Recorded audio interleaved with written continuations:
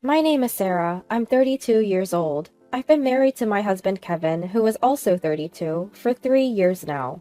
Both of us work full-time jobs, juggle household chores, and we've been making it work. We don't have kids yet, but life has been fun, just the two of us. I work in sales for a trading company. A tough job, but it pays well, while Kevin earns less. But he loves his work and takes pride in it, and I've always admired that about him. Kevin often goes fishing, his hobby, and I was okay with it because it was his way of taking a break from work.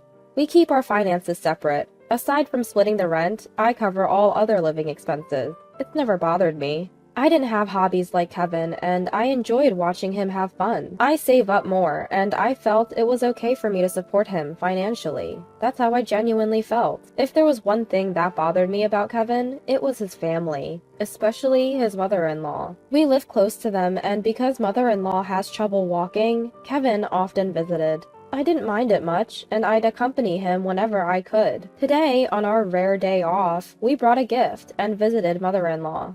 Well, it's been quite a while, hasn't it? Sorry we've been away. Mother-in-law sighed, seemingly annoyed. It's only been 2 weeks since we last visited. Kevin went alone last week because I had to work on my day off. You may be busy with work, but you're also a wife, you know. Yes. Every time we meet, mother-in-law throws snide comments my way. She doesn't like that I earn more than Kevin. A woman should support and stand by her husband, she'd lecture. Mom, enough. We're handling it between us. Well, if you say so. I think mother-in-law, who's been a homemaker her whole life, can't relate to a working woman like me. Really sorry about that, Kevin said on our way back home. The constant passive-aggressive comments and lectures were stressful, but Kevin always stood up for me, which made it bearable. Hey, it seems like this month's rent hasn't been paid. Checking my bank account after work, I noticed there was no money. We couldn't make the withdrawal. Usually, Kevin deposits his half after he gets his paycheck, but it seems he forgot this time. I'm a bit short on cash this month. Again? This wasn't the first time. Sometimes he'd buy something and not have enough to cover his half of the rent. Annoyed, I let out a sigh, and Kevin chuckled nervously. Sorry, can you cover it this time? He said it like it was no big deal. I'd understand it if it were once in a while. After all, we all want to make a big purchase sometimes. But didn't you say the same thing last month? It's a limited edition fishing rod. You said the same thing last month, didn't you? Couldn't you have discussed it with me before buying it? Even though we have separate finances, if we can't stick to the budget, we can't make it work. Especially when Kevin only pays half the rent. If he doesn't even cover that, then I'm left to handle all the living expenses. That's just not fair. Ugh, enough with the nagging. Kevin interrupts me, clearly annoyed, letting out a sigh and furrowing his brows. Nagging? Sure, we've had these kinds of conversations before, but only about shared expenses. I never meddled in how he spends his own money. Why are you always talking about money, Sarah? Are you obsessed? I was genuinely shocked to hear him say that. Well, we can't live here if we don't pay the rent, right? Talking about money all the time is unattractive. What? Unattractive, Kevin says, looking right at me. Why would he say something like that? I liked that Kevin wasn't concerned about money, and I was okay with managing our finances. And now he calls it unattractive? Seeing my silence, Kevin seems to think he's won the argument. He relaxes his face and lets out a resigned sigh. You know, like my mom always says, a woman should stay home and support her husband. What? If you don't make me look good, you're the one who's going to be embarrassed. Kevin says this dismissively, then turns his attention back to his phone. I was at a loss for words. Kevin always apologized for his mom's outdated views, saying she didn't understand me. Was that his true feeling? What does making him look good even mean? Is it just about silently supporting the household? I'm home! Welcome back. I was greeted by my mother-in-law, Susan, after a long day at work. What? Susan? I wasn't informed she'd be here today. Ignoring my surprise, Susan takes my bag and heads inside. I rush in and am speechless at what I see in the living room. What is all this? Boxes and belongings are cluttered everywhere, leaving no space to walk.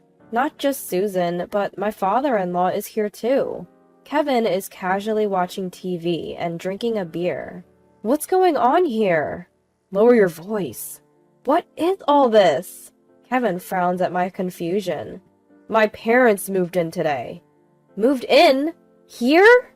He never mentioned this, not even this morning. Ignoring my shock, Susan is happily unpacking. Wait, I wasn't told about this. My mom's legs are getting worse. It's hard for her to live alone. But we have extra rooms, so it's fine. It'll lessen your burden if my mom lives with us. That's right. I'll help with the chores. It'll be good for you since you're so busy. I guess they never really cared about how I felt. Even if I said no, it seemed like no one would listen. What hurt the most was Kevin's attitude. We had rented a larger house with extra rooms, thinking about our future family, but I never thought our family would grow like this. My life turned into a living hell. My in-laws, father-in-law and mother-in-law, took over the room we had saved for our future kids and acted like they owned the place. I couldn't even sit on my favorite sofa or use the dining table anymore. I was expected to do all the housework and wasn't even allowed to sit. The only time I could sit was when everyone else was asleep. Eating leftovers alone, I couldn't help but cry. What am I doing? How did it come to this? When I asked for financial help, they berated me, saying, "You're earning money. Why are you so stingy? Planning to take our pension too?" When I talked to Kevin, he looked visibly annoyed. What's the big deal? Mom is helping with the chores, isn't she? Even the chores were eventually pushed onto me, with complaints about aching legs. I did the laundry, but I didn't like having my father-in-law and mother-in-law do the washing together. I ended up doing my own laundry, and despite the increased workload and financial burden, no one listened. Worse, I was told, "I didn't think you were such a cold person. If you have complaints, then leave." The Kevin who said this was not the Kevin I had loved. Maybe I should leave. I never thought I could be happy with these people. Your cooking is bland. I don't like the clothes. Why are you so slow? Don't you care about your family? Every day I was criticized for various things. I got used to seeing my meals thrown away and my belongings tossed into the trash. I felt nothing anymore, even when they nagged me daily. About this month's living expenses. You're still talking about that? You earn well, it's fine. But my credit card is being used without my permission. Is this all you, Susan? I just borrowed it. I'll pay you back eventually. Mother-in-law snorted when I showed her the statement. I don't know what she spent it on, but how could she spend nearly $5,000 in a month? Well, she admitted to the unauthorized use, and there's no way she could deny it with all those brand name items in her room bought with my card. Kevin said nothing, even after seeing this. He stopped doing the chores we used to share and wouldn't even look at me, but I won't let this go on any longer. That's enough. The next day, after hearing that from my lawyer, I took a day off from work and left the house, only to return with a truck. What about work? Mother-in-law, who was home alone, asked curiously. She widened her eyes when she saw me and the people behind me. Sorry, Susan. It might get a bit noisy. What? Who are these people? Please, go ahead. Ignoring mother-in-law, I nodded to the 3 burly men behind me. I led them to my room, bypassing a stunned mother-in-law. Please move everything out of this room. Understood. I watched the movers efficiently pack and carry out my belongings, feeling a sense of relief. Who knew it could be so quick once you make up your mind to leave? Hey, what do you think you're doing? You can't just do this without my permission! My mother-in-law snapped back to reality and started yelling. Ignoring her, she began to make a phone call. Maybe she's calling Kevin, or my father-in-law, or both. I don't really care. By the time they get here, it'll all be over anyway. My mother-in-law tried to stop the movers with her foul language, but she couldn't stop these burly guys. Sorry, this is the last of it. Having moved almost everything out, I finally addressed my ever-nagging mother-in-law. "I'm leaving." "What? Could you please give this to Kevin?" As I tried to hand her an envelope, the door burst open with a loud noise. Kevin, out of breath, was standing there. As expected, he arrived after everything was done. The whole moving process took just about 30 minutes. "What is this?" Kevin looked at my empty room, lost for words, and then glared at me. "What are you trying to do?" "Perfect timing. Here, this is for you." Ignoring Kevin's intense glare, I smiled and handed him the envelope. Stunned, Kevin looked inside and was visibly shocked. "Divorce papers?" "What?" My mother-in-law also peered over, her eyes widening. "How dare you give divorce papers to my son?" "It means exactly what it says. Shall we get a divorce?" "My son married you! You should be grateful and serve this family!" The movers, who had been waiting, frowned at my mother-in-law's outrageous comment. Seeing their reactions, I was convinced that her behavior was indeed abnormal. Good, this isn't normal. "You did say, if you have complaints, then leave, right?" "I didn't mean it like—" Kevin hesitated. He probably never thought I'd actually leave. He couldn't have imagined I'd walk away. "So you thought I'd just quietly obey?" "Well, I have plenty of complaints, so I'll do as you wished and leave. I'm not stupid enough to stay here and endure this." Leaving those words for a stunned Kevin, I walked out of the house with the movers. "Sorry for involving you in this mess," I apologized. "No problem, we understand," they smiled. "You've had it tough," they all said, comforting me. I couldn't hold back the tears anymore. I was scared. I was sad. I was frustrated, but I managed to leave. I felt proud of myself for that. Later, I formally filed for divorce through my lawyer. "If you have complaints, then leave." After that conversation, I had been quietly preparing for divorce. I consulted a lawyer and gathered evidence to support my reasons for divorce. Every complaint and snide remark from my mother-in-law and Kevin was recorded. I also documented any meals or personal items they had unjustly thrown away. My lawyer said I had enough evidence, so I immediately started the moving process. I had already signed a lease for my new place. All that was left was to move my stuff in. I chuckled at the few boxes that contained my life, but the thought of being surrounded by things I love excited me.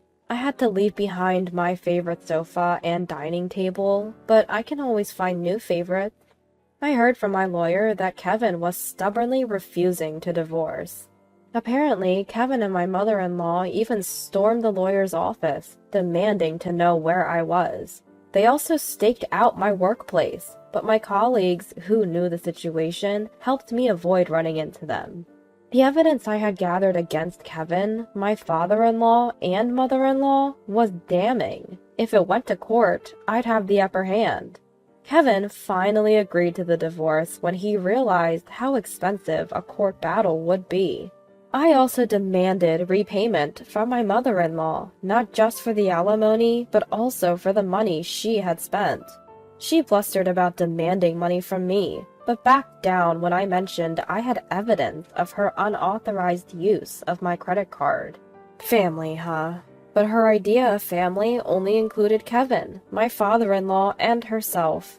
Did she forget how she'd always left me out? The word family, which she only used when it suited her, made me nauseous. After the divorce was finalized and the alimony paid, Kevin and his family moved away like they were fleeing. Their bad reputation had spread in the neighborhood, making it uncomfortable for them to stay. Plus, they couldn't afford the rent on Kevin's salary alone. Now, they're apparently living in a small house in the countryside, scraping by on Kevin's meager income and the parents' small pensions. "I'm miserable without money. Won't you come back?" Kevin has emailed me multiple times, but I've blocked him without even reading the full messages. As for me, I'm surrounded by things I love, doing a job I enjoy, and living a happy life. No one's throwing my stuff away anymore. No more worrying about complaints. Life is good. Now there's someone at work who's caught my eye. We're both busy, but he's a kind person who says we can take things at our own pace. He knows about my past failures and has told me he'll wait until I'm ready to trust again. We both want a life where we're independent but supportive of each other. That's the life I plan to live with him from now on.